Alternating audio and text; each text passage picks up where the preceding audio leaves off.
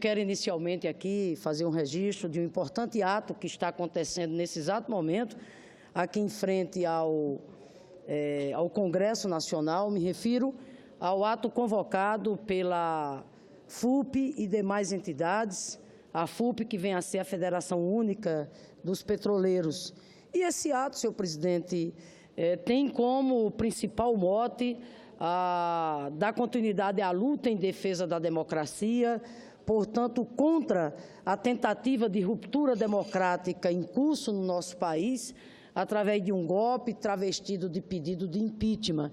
Mas é bom aqui também ressaltar que esse ato, que está sendo realizado nesse exato momento, tem como mote também, senador Paulo Rocha, a defesa da Petrobras, a defesa do pré-sal.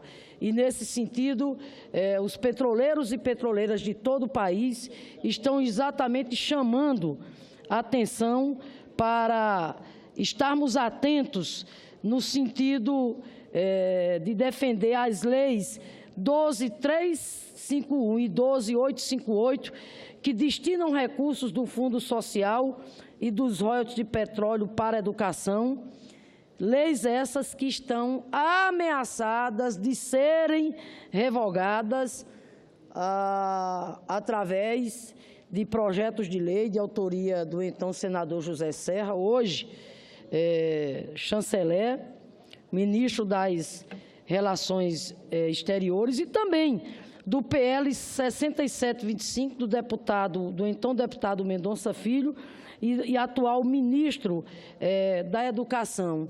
Nós aqui queremos mais uma vez dizer do quanto é importante para o desenvolvimento do nosso país a preservação dessas legislações. Repito, tanto a lei que generosamente assegura que 75% dos royalties do petróleo devam ir para a educação, como também assegura que 50% do Fundo Social do pré-sal deva ir para a educação, bem como para outras áreas, como cultura, ciência, tecnologia, meio ambiente, etc. O fato, senhor presidente, é que quero aqui saudar a coragem cívica dos petroleiros e petroleiras de todo o país, que não desistem de lutar em defesa da Petrobras. É lamentável, por exemplo, ouvir da boca do atual presidente da Petrobras, o senhor Parente, que essa legislação do pré-sal ela é prejudicial para a Petrobras e ela é prejudicial para o Brasil. É lamentável isso, é um escárnio, porque nós entendemos que é exatamente o contrário. Nós temos que preservar o pré-sal, preservar a Petrobras. Uma coisa são os malfeitos na Petrobras que estão sendo duramente investigados pela Operação Lava Jato, etc. e tal. Uma coisa é isso, e que sejam, e quem errou, que pague, né? Outra coisa é preservar essa empresa que é, sem dúvida nenhuma, fundamental para um projeto de desenvolvimento nacional, com distribuição de renda, com geração de emprego, com inclusão social. Inclusão social, senhor presidente, se faz, sobretudo, com investimento forte na educação. Mas, senhora presidente, quero aqui...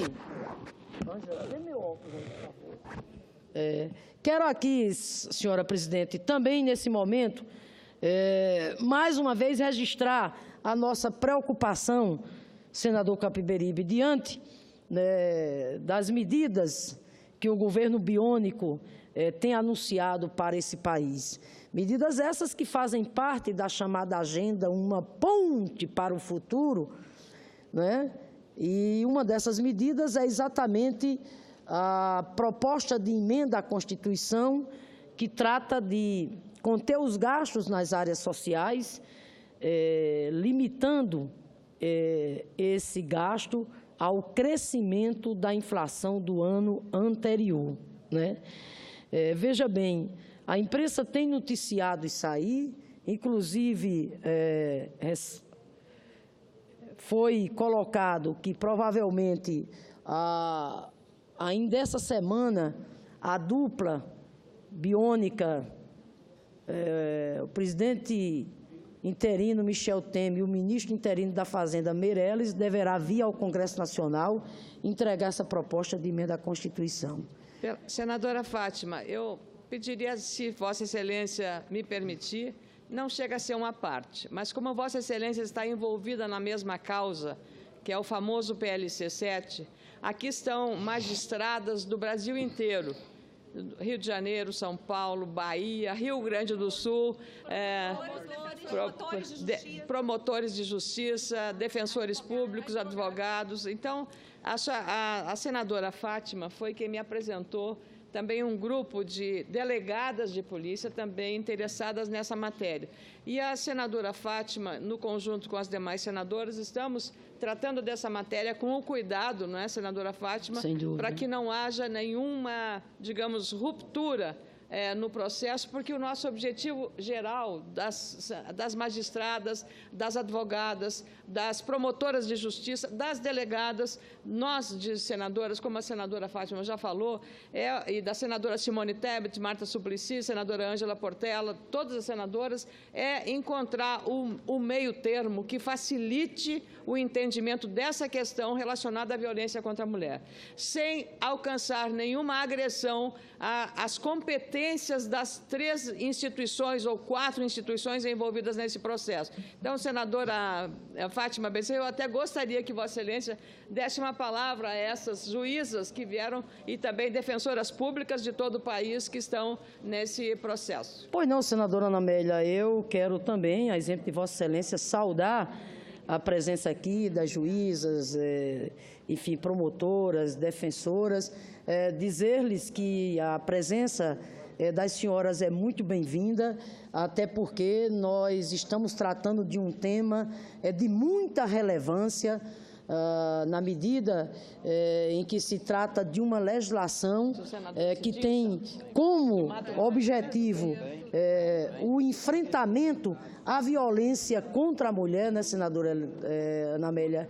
Violência essa, tanto do ponto de vista doméstico como do ponto de vista sexual, violência essa que, infelizmente, é uma realidade no nosso país e no mundo.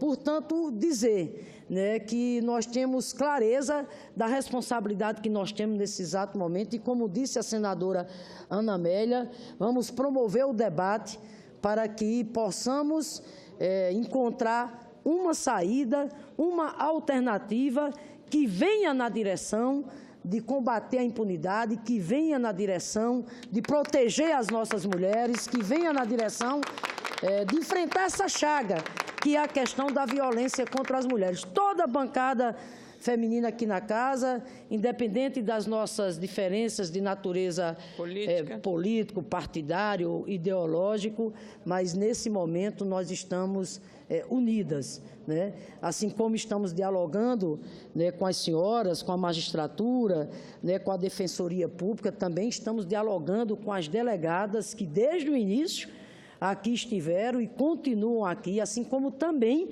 estamos dialogando com os movimentos sociais.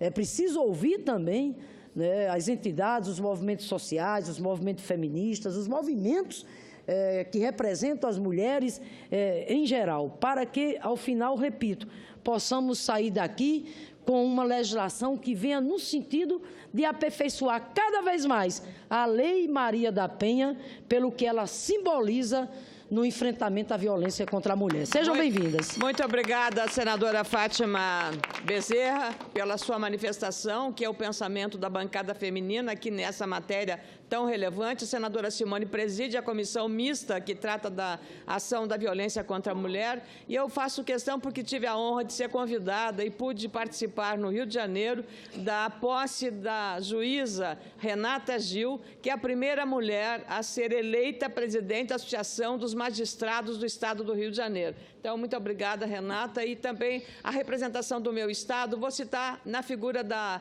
nossa delegada Nadine Anflor, que também, da mesma forma, está trabalhando com isso. Então, é a forma, como disse a senadora Fátima, de que todos queremos o entendimento. E o entendimento se faz pelo diálogo e pela boa compreensão de um problema tão complexo quanto esse da violência contra a mulher. Muito obrigada, senadora Fátima. Obrigada, senadora Ana Amélia. Mais uma vez, sejam bem-vindas.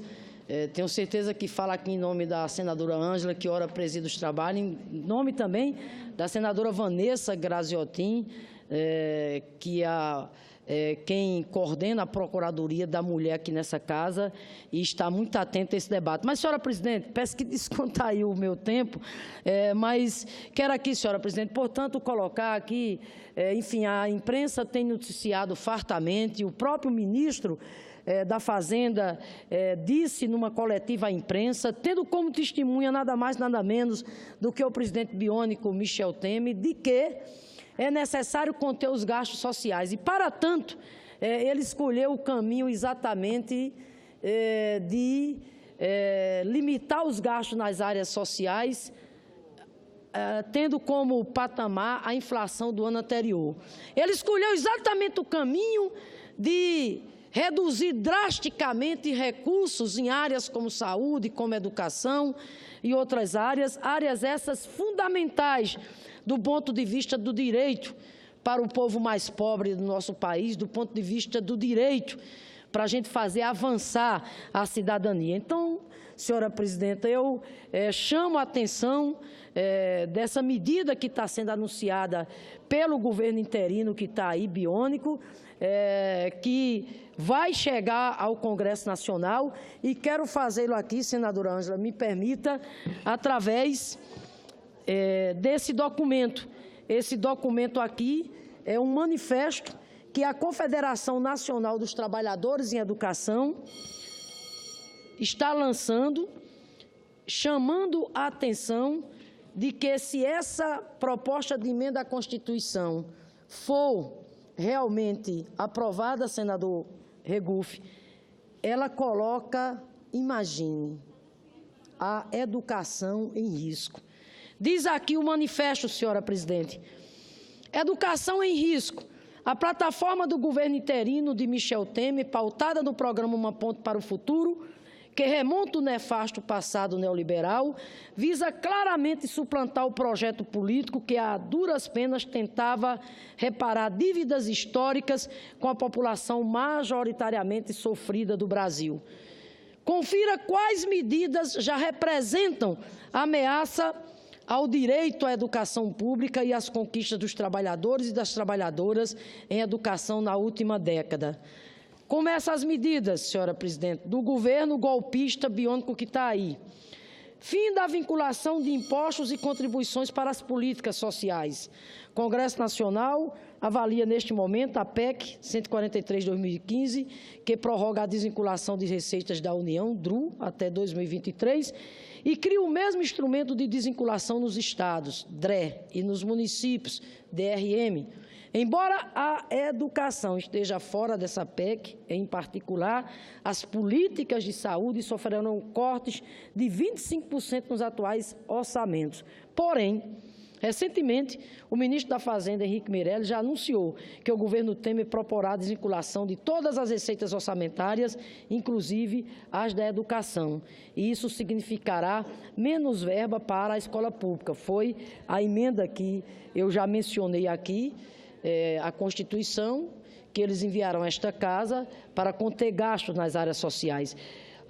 Uma outra medida que põe a educação em risco no governo biônico golpista do senhor Michel Temer. Fim da vinculação de impostos e contribuições para as políticas sociais. Já mencionei aqui. A sofreguidão com que o governo biônico, liderado inclusive pelo ministro das Relações Exteriores, quer revogar as leis 12.351 e 12.858, que dizem respeito ao presente e ao futuro desse país, porque dizem respeito ao presente e ao futuro da educação do nosso povo, quando propõem destinar 75% do royalties do petróleo para a educação e 50% do Fundo Social do pré-sal para a educação. Pois bem, essas leis estão ameaçadas através de projetos de lei de autoria do senador José Serra e de um outro projeto de lei de autoria do então deputado Mendonça Filho e hoje ministro da Educação. Essa medida, senhora presidente, ou seja, revogar essa legislação que trata do marco regulatório do pré-sal, essa medida, junto com os demais cortes orçamentários que se avizinham, inviabilizará por completo a meta 20 do Plano Nacional de Educação, que é a sua espinha dorsal, que é a meta que prevê investir 10% do PIB na educação. Senadora Fátima.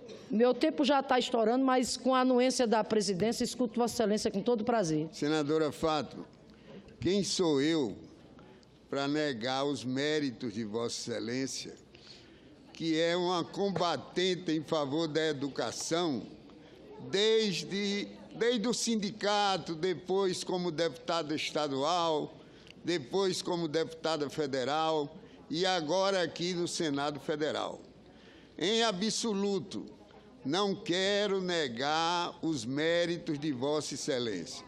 Quero apenas dizer que Vossa Excelência está se precipitando de uma certa maneira, porque essas medidas serão entregues amanhã solenemente no Congresso Nacional. E o Congresso vai debatê-las, acredito que há exaustão. Então, o que eu apenas condeno em Vossa Excelência é a antecipação, é a precipitação, é dizer que as coisas estão erradas, quando as coisas precisam ser consertadas. Não há dúvida que há erros que precisam ser consertados. E não há dúvida de que os governantes precisam ter um maior poder de manejo, de arbítrio, no que toca aos orçamentos públicos, que estão, de certa maneira, engessados. Queria dizer isso a Vossa Excelência, com todo respeito à sua luta em favor da educação, inclusive quando eu fui governador do Estado, Vossa Excelência não me deixou em paz como líder da oposição. Senhora Presidente, senador Garibaldi, primeiro aqui agradecer o reconhecimento que Vossa Excelência faz aqui de público, da nossa luta, da nossa trajetória em defesa da escola pública, em defesa do magistério e em defesa da educação pública nesse país. Agora, com relação ao meu pronunciamento, eu quero aqui reafirmar, porque discordo de Vossa Excelência na medida em que isso aqui não se trata de precipitação, se trata de um alerta, se trata de compromisso. Se trata já da realidade que está instalada em decorrência sim, né, de um governo biônico, né, um governo que não passou, né, pelo crivo da urna, e por isso mesmo eu não tenho nenhuma dúvida que só governos que padecem de um mal grave, como é a falta do cheiro da urna, a falta da legitimidade popular, pode simplesmente apoiar medidas como essa. Não é precipitação, isso aqui não é alarmismo, isso aqui não é terrorismo, isso aqui é realismo. É meu papel, enquanto professora que sou, hoje, aqui ocupando a cadeira enquanto senadora da República, chamar a atenção dos meus colegas professores, dos estudantes, chamar a atenção da sociedade brasileira. Vamos aos fatos. Primeiro, quando eu falo aqui da questão da legislação, já é realidade. Nós temos aqui tanto um projeto de lei 131, de autoria do senador José Serra, atual ministro do governo biônico, bem como outro projeto de lei 6726, do deputado Mendonça Filho, hoje ministro interino da Educação. Pois bem, ambos os projetos vêm na direção exatamente de alterar a legislação que trata do marco regulatório da exploração do pré-sal. Se essas leis forem aprovadas, isso significará um brutal retrocesso do ponto de vista de que nós tenhamos financiamento para assegurar uma das agendas mais importantes para a educação do povo brasileiro, que é a agenda do novo Plano Nacional de Educação. E para encerrar, senhora presidente, para encerrar, quero aqui dizer que, com relação à PEC, também não é precipitação, é fato, é realidade. Isso já está estampado em todos os jornais do nosso país. Aliás, logo que o presidente biônico lá se instalou, ele deu uma entrevista à imprensa, uma coletiva à imprensa, junto com o ministro Meirelles, e ambos anunciaram a regra Temer-Meirelles, a fórmula Temer-Meirelles.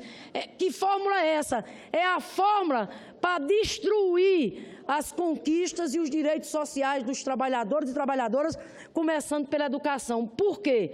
Porque essa fórmula, que está lá numa ponte para o futuro, que é o programa, inclusive, do PMDB, diz claramente: vamos conter os gastos sociais. Como?